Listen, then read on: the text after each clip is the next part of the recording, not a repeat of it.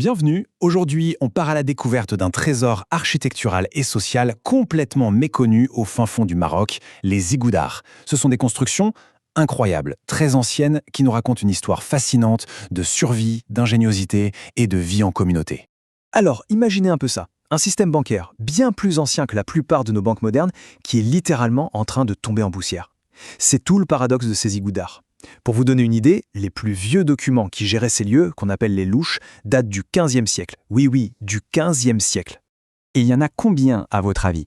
Près de 560 à travers le Maroc. 560, c'est un chiffre énorme. 560 trésors d'une valeur inestimable, mais qui, aujourd'hui, sont vraiment en grand danger et, franchement, la plupart des gens n'en ont jamais entendu parler.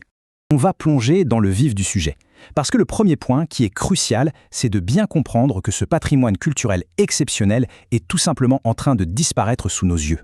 Bon, d'abord, c'est quoi un agadar, ou igoudar au pluriel?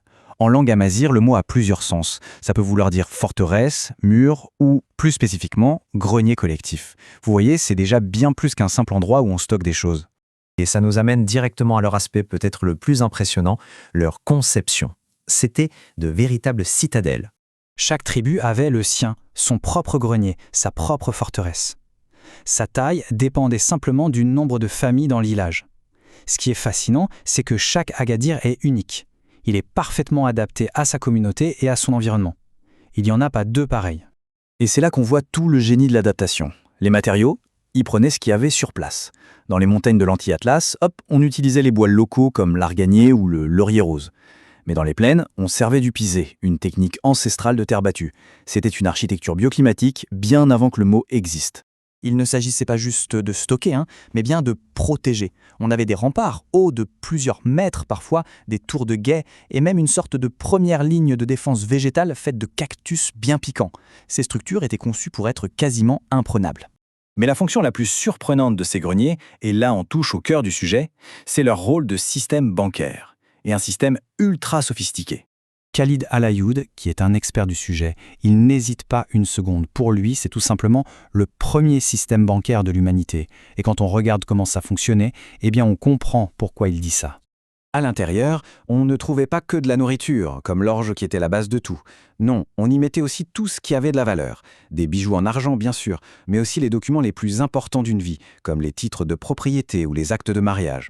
Le système était d'une sécurité incroyable. Chaque famille avait sa propre cellule, sa propre clé. Personne d'autre ne pouvait y entrer.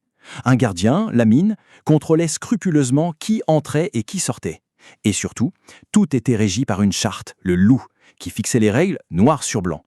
Une vraie gouvernance communautaire, hyper organisée. Mais les ziggoudars étaient encore plus que des forteresses ou des banques. En fait, ils étaient le cœur battant de la vie sociale des villages. Il faut vraiment se les imaginer comme des places de villages fortifiés. C'était là que les gens se rencontraient, faisaient du commerce, échangeaient. C'était des lieux de vie tout simplement. Et là, il y a un point qui est vraiment remarquable. Ces greniers étaient des lieux de coexistence millénaire entre les communautés juives et musulmanes. De nombreux artisans juifs y avaient leurs propres espaces, leurs propres cellules pour travailler et vendre leurs créations. Et cet esprit de solidarité, ce vivre ensemble, ce n'est pas juste une jolie anecdote. Ça reflète une valeur profonde et historique de la culture marocaine. Bon, après ce petit voyage dans le passé, revenons au présent et à la question cruciale. Comment on fait pour sauver cet héritage pour les générations futures? Parce que le constat est urgent. L'état de ces greniers se dégrade d'année en année. Si on ne fait rien, et vite, tout ce savoir-faire et toute cette histoire risquent de disparaître à jamais. Heureusement, la mobilisation a commencé. Une convention a été signée en 2021 pour lancer les choses. En ce moment même, un dossier est en cours de préparation pour une inscription au patrimoine mondial de l'UNESCO. L'objectif final, c'est de protéger ces sites, bien sûr, mais aussi de les faire revivre. L'idée, c'est de développer un tourisme écologique, responsable. Ça permettrait non seulement de préserver les ziggoudars, mais aussi, et c'est tout aussi important, de créer des emplois et une activité économique durable dans des régions qui en ont vraiment besoin. C'est l'idée de lier la préservation du passé au développement de l'avenir. Alors, au final, la question reste entière. Est-ce que le simple fait de connaître et de raconter cette histoire incroyable, est-ce que ça peut suffire à sauver ces trésors? Le défi est immense, c'est sûr. Mais la toute première étape, c'est peut-être tout simplement ça. Prendre conscience de la valeur inestimable de ce qu'on risque de perdre.